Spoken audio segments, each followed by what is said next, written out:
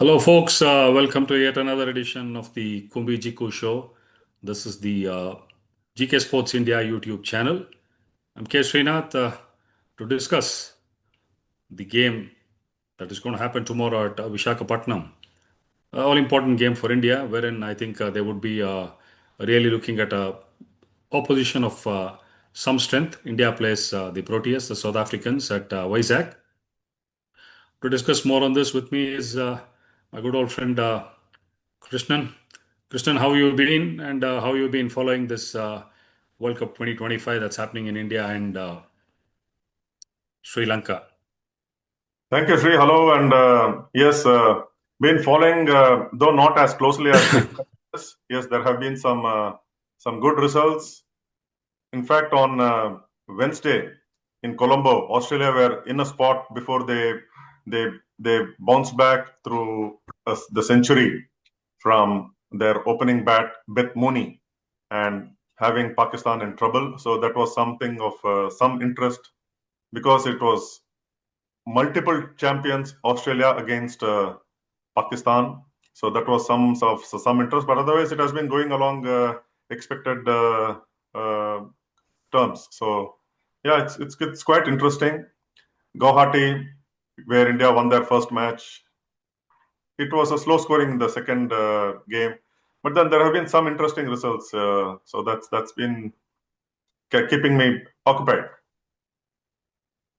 Okay, well, South Africa started on a very poor note, being bundled out for less than 70, and the game was over within a wink of the eyelid. But they made a very strong comeback, beating the former world champions New Zealand. That was a strong comeback and a brilliant 100 by Tasmin Brits. I think she's been in the form of her life. She's made 500 so far in the year 2025. So South Africa carries some confidence and momentum coming into this game. But what is typically being worrisome is the nature of the pitches that have been on offer so far. In fact, you were mentioning, 50 days to go to the World Cup, and there was a presser in Mumbai wherein Yuvraj was there to, give a pep talk to the Indian girls. And in fact, you were also mentioning, saying that we could see scores in excess of 300, 350, which could also be chased down. But I think hardly we've got to see a score of anything in excess of 250 so far. Right. India getting to 247. That was it. And maybe one high scoring game was between Australia and New Zealand, where Australia got to 300 plus and New Zealand got to 311, where we saw a couple of hundreds in that particular game. I mean, what do you make of it? And in fact, yesterday, Mithali Raj, a former India captain, was pretty vocal saying that the pitches need to be more balanced, so that we can see some matchup between bat and ball rather than the sluggish, slow wickets that we've seen so far in Guwahati, plus what has been happening in Colombo also. Not a very good advertisement for one-day cricket. If you need more people to come and watch cricket in stadia, I think there has to be runs being scored. So you think we'll get to see something different in the YS Rajshekar Reddy Stadium tomorrow at Vizag? Certainly, yes. We have known this Visakhapatnam stadium to be full of runs. We have seen in the past how people score big hundreds and put on big scores. But yes, like you mentioned, and like some of the experts have been saying, people come to limited overs cricket only for seeing fours and sixes. And if that is not being provided, then how will you get the crowd? How will you get the spectators, especially for women's cricket? They talk about if even in men's matches, if the scores are not up to say around 6 and over or 5.5 runs or even 5 and over, they say it's bad advertisement for cricket, especially I mean the one day matches. So you know what it could mean for women's cricket if there are no good big runs as was expected. Yeah, Mithali Raj in an interview to this channel just before the World Cup even spoke of even 300 and 350 runs being chased successfully, but not being able to see that is definitely something which is disappointing.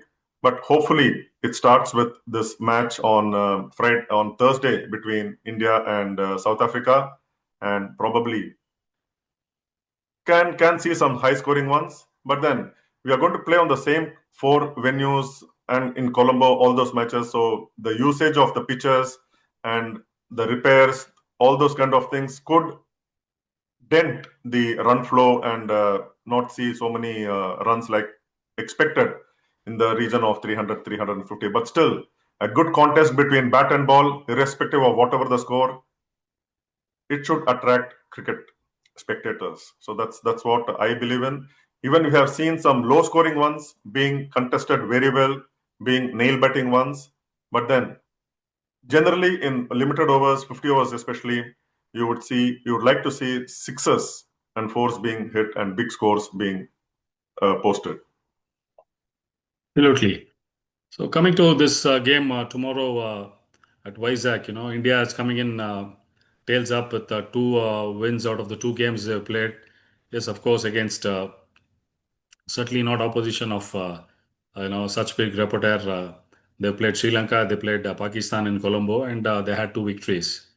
Two things, Jiku. You reckon any change in the playing 11 for tomorrow's game? What if Amanjit Kaur is fit? So, who will make way for her? Is number one. And number two, you've been talking about catching and fielding that certainly needs to improve. Your one go-to player maybe tomorrow, in India's game, especially in the batting department, because pretty confident that the spinners have done well and the fast bowlers also have come to the party. So two things first, any expected change in the playing 11 or India would go in with the same? Number two, your one batter for tomorrow who's not fired for India, whom you would look would come up trumps tomorrow against South Africa. Certainly, yes. India, if at all, they may look like making a change. It would be if Amanjit Kaur is fit enough and she has recovered from her sickness, she has to come in place of whoever she was replaced by, Renuka Singh Thakur. Though Renuka Singh Okay. Thakur did brilliantly well, it is who comes in place of the injured player or the player who is not fit. Obviously, has to give way because the person has not done anything wrong to give away her place from the playing 11. Amanjit Kaur played that crucial knock in the first match against Sri Lanka. Though she had about 4 lives, still she did manage to get to her maiden ODI 50. So Amanjit Kaur also provides that medium pace option. So if at all one change, it is Amanjit Kaur coming in for Renuka Singh Thakur.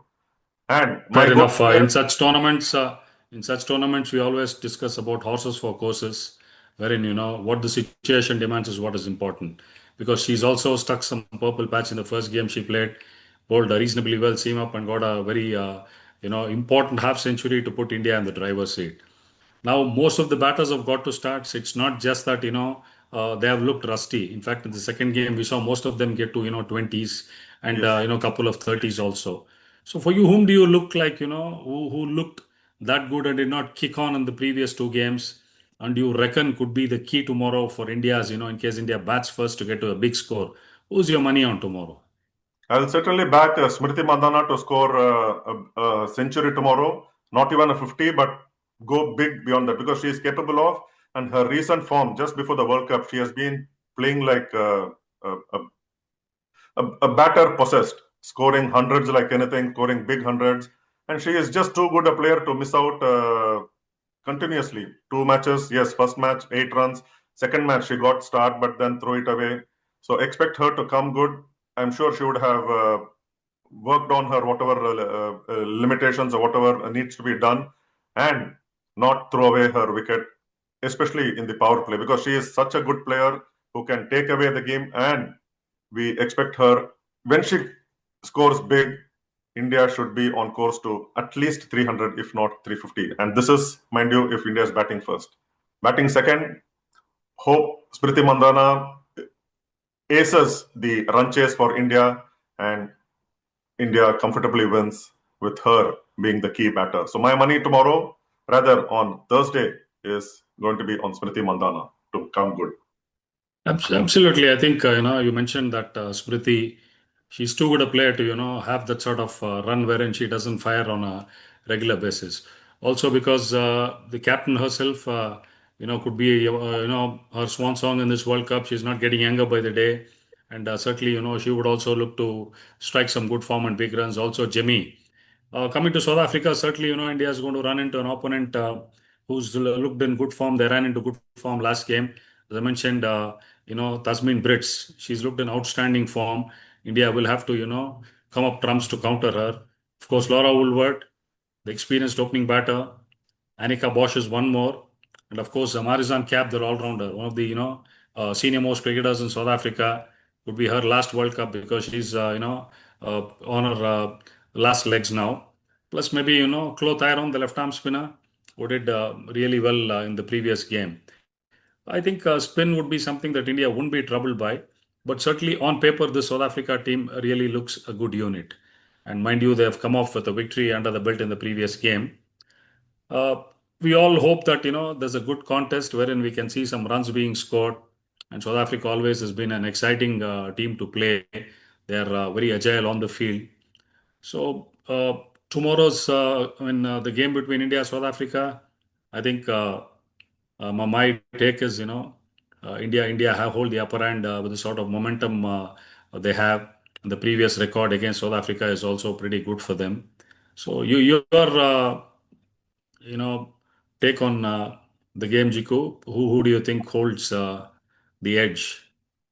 Yeah, and expecting a batting track, pitch full of runs, you missed out on the name Soon Lewis. So Sune Lewis, so who has been a good Lose. batter, who has also wide experience, 100 plus, and she is one who can hold that middle order and bat till the depth.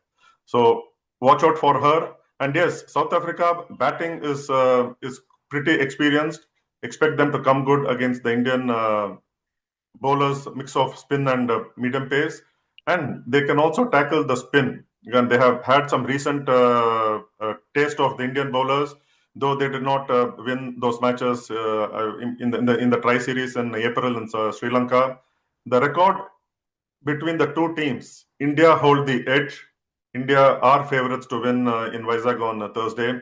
The last 8 matches between the two teams, all 8 have been won by India. And overall, if you look at the head-to-head, India have the edge of winning 20 out of 33 women's ODIs, with the one being a no result. So 12 wins for South Africa. So going by overall and the current form and the form that India have also had the taste of South Africa as an opposition in the recent times, expect India to come good. But then among the players that you mentioned from the Proteas lineup, Soon Lose would be my player to watch out for.